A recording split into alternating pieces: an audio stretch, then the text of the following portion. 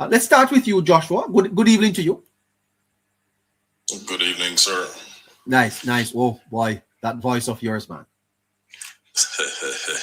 God has blessed you, Well, sir. thank you, sir. Thank you. I don't have much, so he gave me what works. You don't have much what? I don't have much of life's trappings, but he gave me what works for me. I thought you were referring to something else, but that's okay. No, but Okay, okay. Joshua, let's start where I ended. The pushback of the opposition, and not only the opposition, but civil society groups in the society, is not any defense of democracy, Joshua. Don't you agree that it's a defense of the dwindling path of the opposition? Because Nara has stole the thunder. Nara has positioned the government for electoral success. Am I not correct? you are correct, sir. But first of all, please accept a good evening to yourself, your Yes. panelists, and all your listeners wherever they are. Um, Nara stole the thunder because I think the PNP is looking for a thunder as opposed to looking for what's best for Jamaica. The PNP having lost the September 3rd election is looking for a win at any cost, as opposed to looking for a win for Jamaica. They're looking for a win for themselves. Yes. And so with Nara coming on stream, they see that win fast dwindling. And so what they're trying to do is to step into the room to create disruption, to take away from what Nara positions this country to achieve, and that is a very quick recovery without the trappings of some of the red tapes that would normally exist within procurement and other procurement related issues. Um, and with that, the PNP sees it as something that is going to affect their next chances at the polls, as opposed to something that is going to get Jamaica on its feet quickly. And that for them is an upset, and that is why they are pushing back at it the way they are.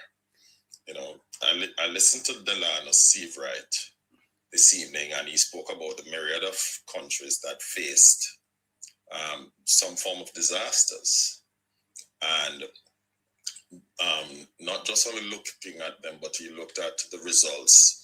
And because of bureaucracy, red tape, bureaucracy, how most of them failed to get things going quickly. Yes. And the different gaps that exist as a result. I sent the same tape to you, and it would be a very insightful listen, right?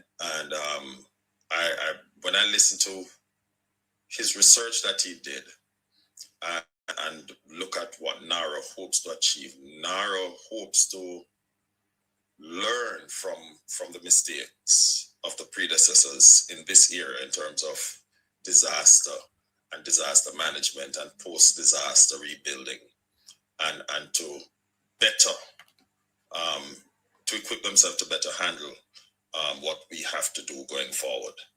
And so the PNP doesn't want that, really. What the PNP is more interested in is the seat of power. And so, yes, it has stolen their thunder. Okay. How do you explain though the civils, the other opposition in the society? Are these aligned to the opposition? Is this a concert of voices that have agreed that because everything is tied together? Well, that question is best answered by what a former minister of tourism under the People's National Party stated in a presentation that she gave some years ago. Yes. She said we have formed some civil group, and they are not civil group, but we have packed them with PNP because we have an agenda, right? And so that gives a clear indication as to what the civic group represents. they represent as you rightly stated, a concert of voices on behalf of the PNP and not on behalf of Jamaica.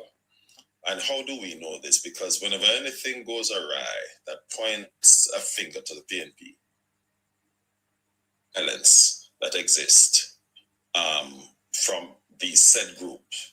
But if the Jamaica Labour Party sneezes, even if no one catches a cold, then all of them come out loudly singing, some tenor, some bass, but all of them are singing together, to form one chord that really is a discord. So yes, there are, yeah, a concert of voices. Okay. Protecting Jamaica, good evening to you, sir. Good evening, neighbor. Good evening, Joshua. Listeners. Good evening, sir. Protecting Jamaica, the Gleaner today, yesterday, Edmund Campbell said that the NARA bill was shredded. In other words, it don't work the paper it right. It was written on. What that is strong language coming out of the Gleaner protecting Jamaica. In light of the substance of the bill, in light of what we are learning, the possible strategy of the People's National Party, what do you think the Gleaner's position on this bill is really saying at this time? Let me respond to you this way, neighbor. Again, good night to the listeners who have joined us. Let me respond to you this way concerning the Gleaner. 2 years ago, when I launched my campaign against the Gleaner. Oh, you did? Oh, yes. It was an unsubscribe campaign. Within weeks, I had people comment in the comments on YouTube while I was having those lives. And every day, every week, I turn on the live. I had more than 10 people commenting, new people, that they have unsubscribed. Within months, the Gleaner reported that they lost about 250 million from their online subscriptions. Sooner than later, other bloggers took it up, and it was now a widespread campaign. Ditch the Gleaner, unsubscribe. Now, we have seen in recent months, leading up to the election, the Gleaner went all out against the government. There was no ifing and butting anymore as to where the Gleaner stood and who the Gleaner was supporting. They went all out in support of Mark Golding. A few months ago, we saw the report where the Gleaner was now contracting its printing of the papers, the physical papers, to the Observer. Then about a month later, the report was that they moved from the North Street building. So everything is now compacted at Lyndhurst Road. And then we heard about a month ago that they have closed down about 3 or 4 radio stations. 2. Okay, 2. 2 already. Okay, there are more to come. Now, the question I will ask, which is the last part of my response, is since the Gleaner RGR group, which includes TVJ, went out on a limb to support Mark Golding, will Mark Golding use his considerable resources that he came to us and beat up his chest, that him rich long time? Will he now use his resources to save the Gleaner? And that is my response to your neighbor. Next question. Oh, you leaving it right there, sir? Right, that's a neighbor. Me not have nothing much and nothing good to say about the Gleaner. So Edmund can write all he want, him can save the Gleaner, and he's going to be looking at jobs somewhere soon. And I hope that a certain gentleman who is lining up to buy that conglomerate in a few months' time, I hope when them buy it, they fire all of them backside. Again, next question, neighbor. Okay. I want you to comment on some things that I said earlier, that the People's National Party seem to have failed to accept the electoral reality of September 3rd. What would be your comment on that in terms of an acceptance and an admitting of this reality as a means of transitioning from campaigning to opposition? We're in a new dispensation of Jamaican politics, neighbor. We're in an era with a kind of politics that the PNP doesn't understand. I have first-hand experience, neighbor, of how the PNP used to run and have won elections. And this kind of results-based politics, this kind of production type politics, where for the first time in our nation's history, for the past 10 years, we have politicians that are actually showing what they were voting in for. They're doing the job. The PNP really cannot survive in this kind of atmosphere. And so, what we're seeing from the PNP, neighbor, is just an highlight of how they have been all their existence. All their existence have been about manipulating the populace. Now, the manipulation stopped working since 2002. And that's when PJ realized that, you know what, I need to plan my exit.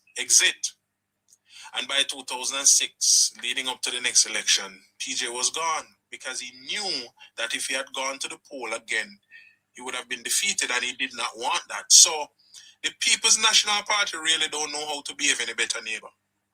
They don't. And there are many people who expect a lot from the PNP without understanding the very existence of the PNP was not established on any sensible foundation or footing. And so what we're seeing today of the People's National Party is sort of an unraveling. It's sort of a decapitation of the party itself by itself. And it's like you have somebody sitting down pulling out his or her own hair, neighbor, because they are confused. Their mind is all twisted. They don't know what to do. And you're right. As I listened to you earlier, the fourth term, the PNP won't be able to survive 28 seats. Yes. The writings are on the wall. Nara is going to see to the death of the PNP. And I urge the government, may I talk to them from now, when you get to 2029, 2030, and you win the fourth term with another super majority, make sure that you drive constitutional reform through the parliament. Nobody sweet up and pretty up. And talk about you draw no chair for put Mark Gold in for sit down. Him no use to them kind of something there. Him no use to them something there. Ag used to ag pen and walla in a mud. That's how you treat ag. And that man has been behaving like a pig since him come from the political space. And with his addition to the party, now leading the party, and the party having no foundation in any sensible politics, we are yet to see the full unraveling of the People's National Party. They're not going to survive, neighbor. By the time Nara roll out and the almost $2 trillion start spend, the PNP will be null and void in the Jamaican landscape. It will be all about what the government is doing. Remember now, we're a neighbor. The PNP is like a drowning man or a person who is swimming and they are tired, so they keep resting by diving and coming up for air every now and again. They come up for some air. And this is what is happening to the PNP. They are becoming irrelevant. And every now and again, you see them either have a press conference or some foolishness them jump out with just to remain in the public discussion. And sooner than later, when them start dagger them one another over there, we are going to see them having this. We have to put them on aspies. Put them in at the departure lounge and wait for them to go, because they're not going to survive this term. This term is a very powerful term, and this term is going to bring forth some results that they are not going to be able to withstand. Okay, thank you so much.